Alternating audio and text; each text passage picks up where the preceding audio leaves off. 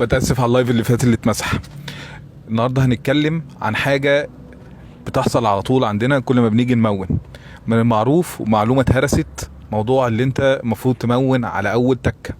ليه تمون على اول تكة؟ عشان تحمي المعوامة بتاعة البنزين اللي بتبقى موجودة في التانك، اللي بتدي لك قراية البنزين اللي موجودة عندك في التانك، بتدي لك القراية بتاعته على اللوحة الوسطية، فانت بتحميها من التلف اما تمون على اول تكة.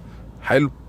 طيب المعلومة دي اتهرست وخلاص ومعروفة وكله تمام. في حاجة تانية المفروض تعرفها، ان اللي هو كل ما بيجي بيعمل تكات بيزود تكات وعمال بيكمل عشان يظبط التبس بتاعه.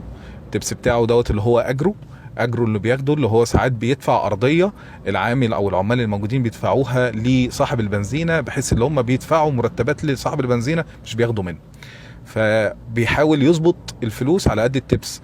بدل ما هتمون مثلا 299 لا يظبط لك على 295 عشان ياخد 5 جنيه بدل ما ياخد جنيه. تمام. بس هو بيزيك بكذا حاجه. اول حاجه اللي احنا بنبوظ العوامل زي ما قلنا، والتانيه الحاجه اللي انت ما بتاخدش فلوسك من عدد اللترات الزياده اللي بتتحط. ما بتاخدش فلوسك ازاي؟ انت دلوقتي بيبقى عندك حاجه بتفصل المسدس الاوتوماتيك، حاجه اسمها بريدر فالف.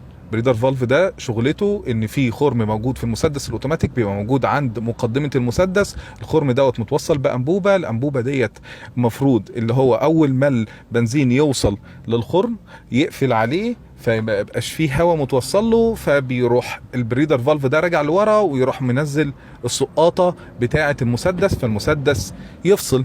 هو عمل هنا ايه؟ هو عمل فاكيوم، في خلخله حصلت، في هواء حصل، في ضغط. تمام. فانت ما بيجي يتك تاني بيرجع لك الهواء ده معاه.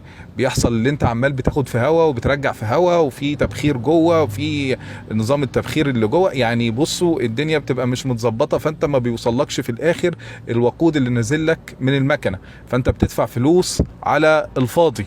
تمام. فانتوا يعني لازما اما تيجي تمون على اول تكه، اللي بعد كده في هدر الفلوس، في مشاكل بتحصل للعوامه.